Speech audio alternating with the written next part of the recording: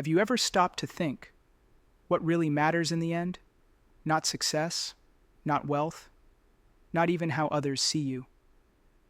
There's only one thing that will follow you beyond this world: your soul. That's why Jesus teaches us, again and again, take care of your soul. Because eternal life is not some distant future. It begins now, in the choices you make, in the heart you carry.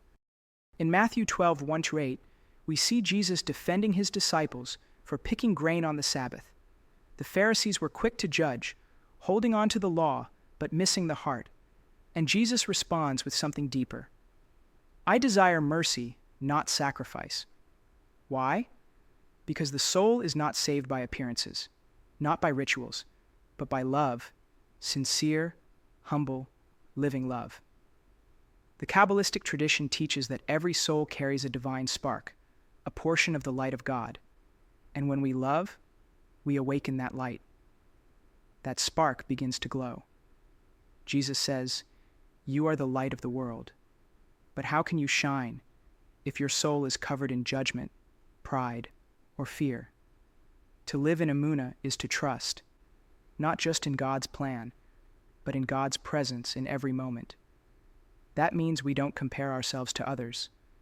We don't measure our worth by their actions. We look inward, because your path is yours alone. The Baal Shem Tov, a great Jewish mystic, once said, "The world is a mirror. What you see in others is often a reflection of yourself." But Jesus flips that mirror even deeper. He teaches, clean the inside of the cup, and the outside will be clean as well. So look into your own heart.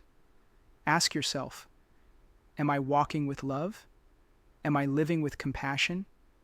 Am I aligned with what Jesus lived? Mercy, humility, faith? That's where the soul finds rest. That's where eternal life begins. Jesus didn't come to build another religion. He came to awaken the soul, to bring you back to the Father, to remind you that love is the law, the highest law. In Kabbalah, we say, love is the energy that binds the universe.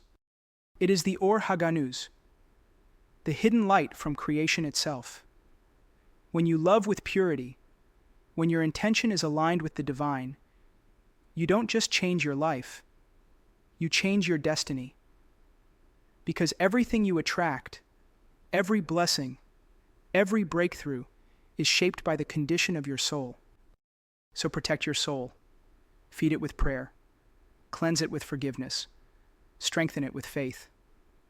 Because in the end, what really matters isn't how much you achieved, but how much you loved, and how close your soul grew to God. This is the Emunah way, the path of trust, the path of light, the path of eternal life.